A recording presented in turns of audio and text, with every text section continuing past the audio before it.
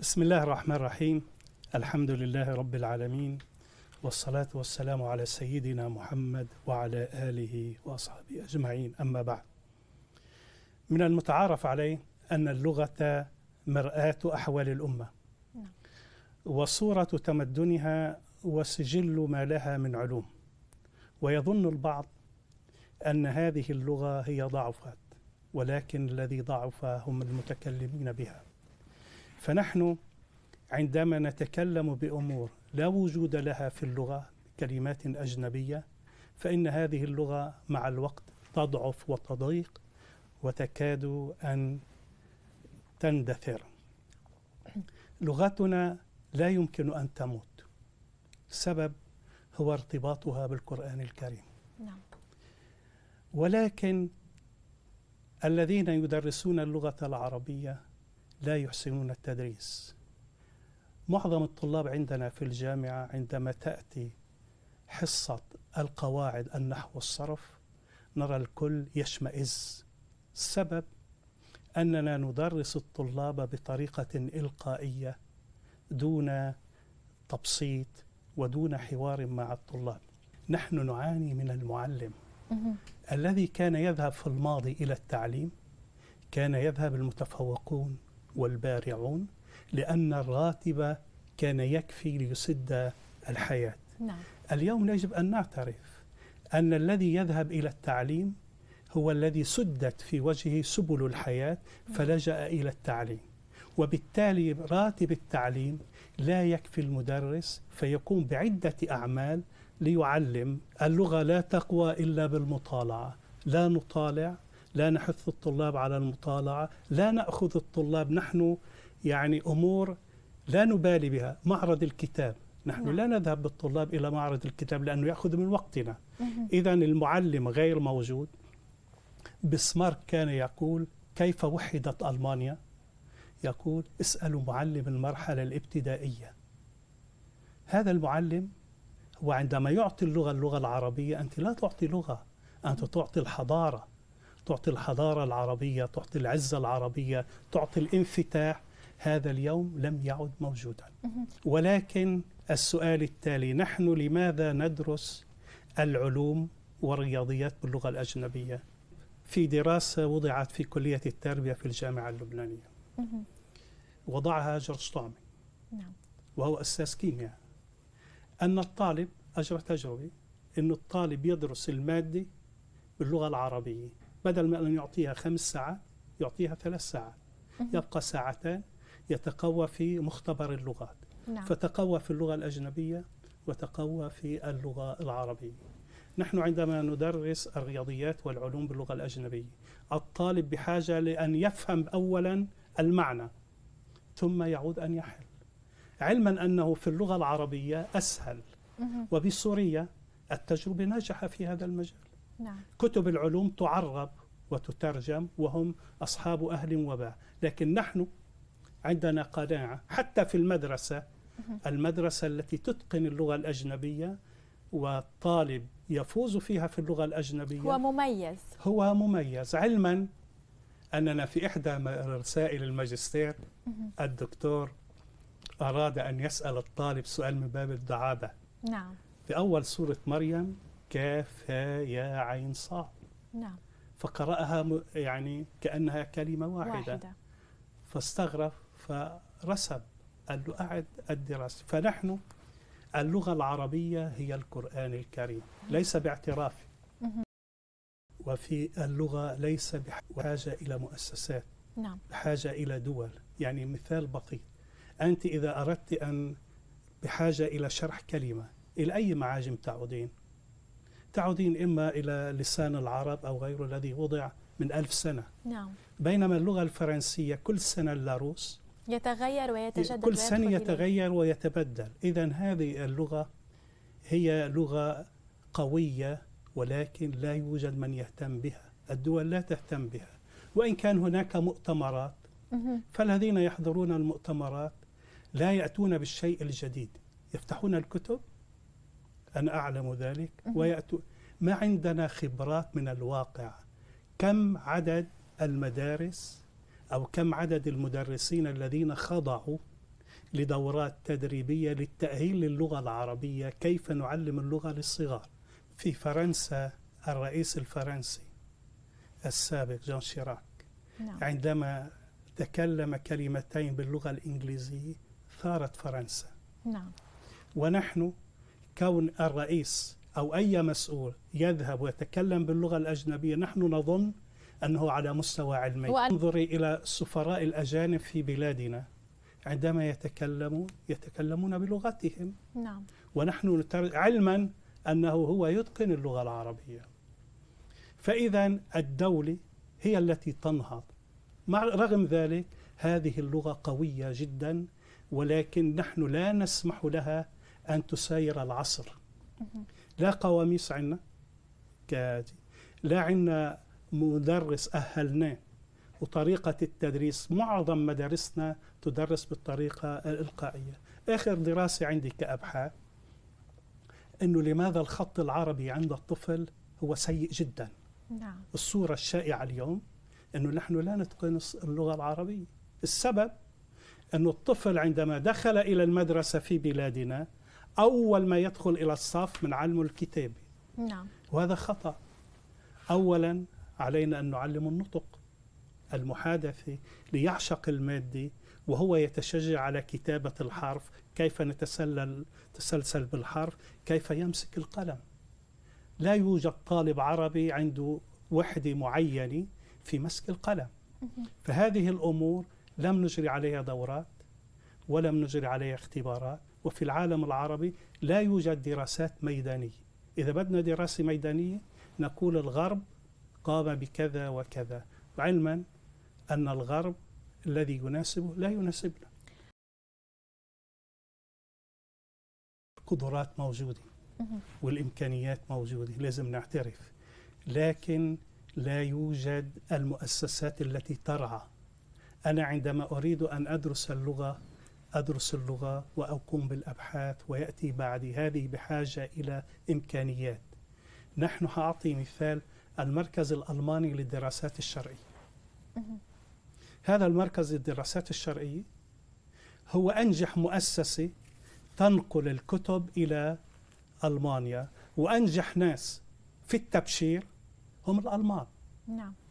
السبب لا يوجد كتاب يصدر عن الإسلام في العالم العربي إلا يشحن إلى لبنان، ومن لبنان إلى ألمانيا. طيب هم درسوا واقعنا. كم هو راتب المشرف على هذه الأبحاث؟ 20,000 يورو. نعم. يعني 20,000 يورو يعني 30,000 دولار بالشهر. أي موظف أو مسؤول عنا اللي لا يهتم يرغب باللغة بذلك عنده هذه الإمكانيات. نعم. نحن كل ما نقوم به هو الغيرة على اللغة. أنت الغيرة على اللغة تجعلك تقدمين هذه البرامج، والآخر الغيرة على اللغة. كل هذه المؤسسات أو في معظمها هي أشياء يعني تقوم بأشياء سد عتب أو رفع واجب. نعم. العمل الحقيقي هو في المؤسسة التعليمية. الطفل الصغير عندما يبدأ بالفصحى ويعتاد عليها، الألمان أجروا تجربة ناجحة في هذا المجال. نعم.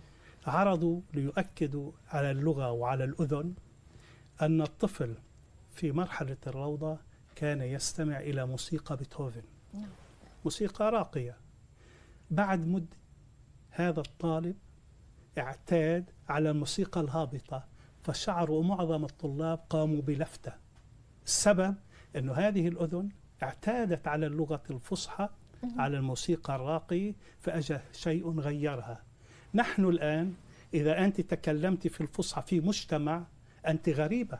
نعم. السبب لأن الطفل في المدرسة لم يعتاد على الفصحى، المدرس لم يتكلم اللغة الفصحى وفي اللغة العربية، إذا اعتدنا على العامية، والعامية تسربت إلى اللغة الفصحى، وأدخلنا عليها اليوم شيئا جديدا هو الحروف.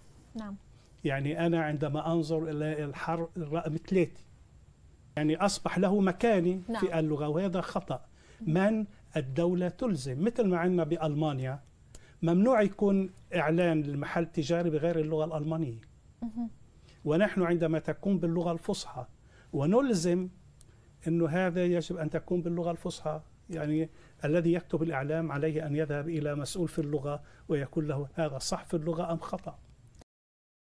كل شيء تسوقين له ينجح. هل يجب أن نسوق للغة العربية؟ اللغة العربية، البرامج التلفزيونية بأي لغة. ألا يصبح مثالا أن عندما أخذنا نترجم المسلسلات المكسيكية كانت بالفصحى، ففي المدارس كانوا يقولون إنهم يتكلمون المكسيكية. نعم. السبب الطفل لم يألف هذه اللغة. فنحن عندما نلزم المؤسسات التربوية والتعليمية ووسائل الإعلام باللغة الفصحى، الطالب يقلد اللغة الفصحى. لكن من يقوم بهذه الأمور؟ وكل التلفزيونات في العالم العربي وضعت خطة أنه البرامج تكون باللغة الفصحى، وكل شيء حولنا باللغة الفصحى. بتداعي الأفكار سنتكلم اللغة الفصحى. نعم. أليس كذلك؟ يعني مثال بسيط تروي لي طالبي. نحن في بيوتنا أصبحنا إذا دخل عندنا الضيف يدخل بحذائه. نعم. فقالت لها جدتها ذات يوم انظري إلى المسلسل التركي إنهم يخلعون الأحذية عند الباب، فاطلبي منه أن يخلع الحذاء.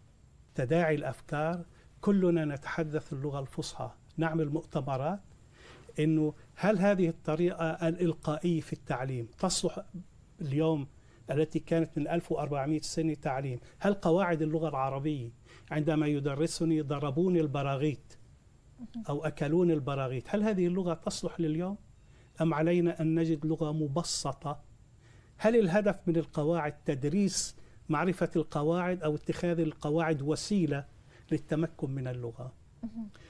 لك أخوة، عندنا مشكلة التعبير، كلنا نشكو من التعبير، لا نحسن التعبير. لماذا؟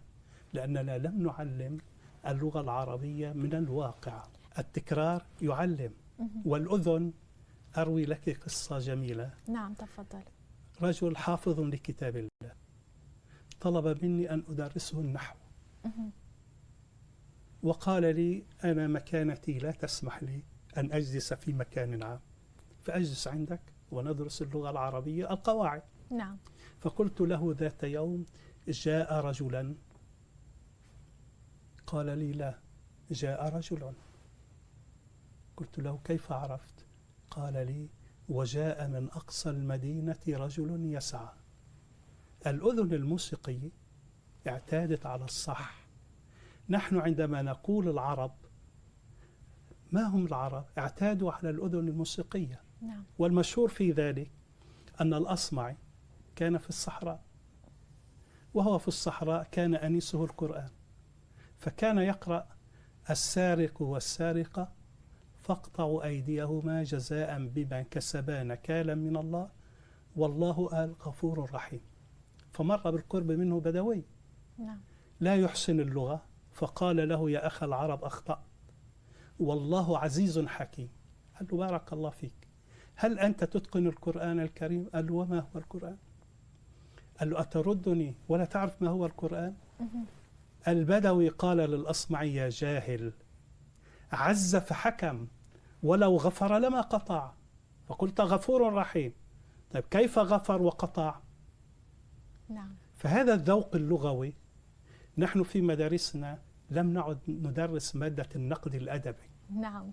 لأنه مادة النقد الأدبي تنعكس على الوضع السياسي. ولكن دكتور هنا أصبحت المشكلة كبيرة جدا، يعني كيف بالإمكان إعادة فعليا هذه اللغة الجميلة وهذه الروح الجميلة للغة العربية إذا كنا لا نمتلك هذا الأسلوب ولا نمتلك أيضا الأستاذ الذي يستطيع بهذه الطريقة أن يصحح للطلاب وأن يجعلهم يحبون اللغة العربية. عندما نشخص المشكلة نبدأ بالحل.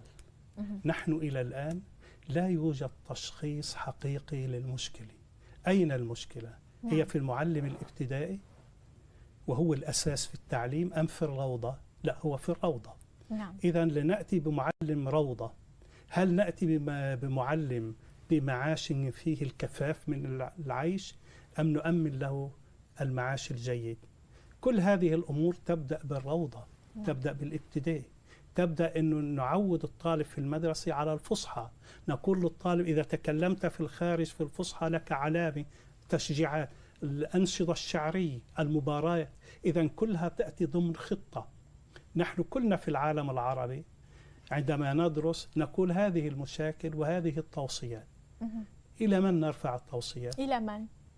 إذا لا يوجد من نرفع له التوصيات. يعني نبقى في المشاكل فقط. لأن المسؤول من النكت التي تروى على اللغة العربية أنهم عندما أرادوا أن يضعوا تعريبا للساندويش. نعم. الساندويش قالوا الساندويش عبارة عن رغيف يقطع في النص ونوضع فيه اللحم. فقالوا الشاطر والمشطور والكامن بينهما. وهنا بدأت السخرية، علما أن ابن جني عندما وضع قواعد التعريف بسيطة، الكل كلمة دخلت عليها التعريف وجرى عليها منح اللغة العربية فهي عربية. إذا قلنا الساندويش أكلت الساندويش خلاص لغة عربية.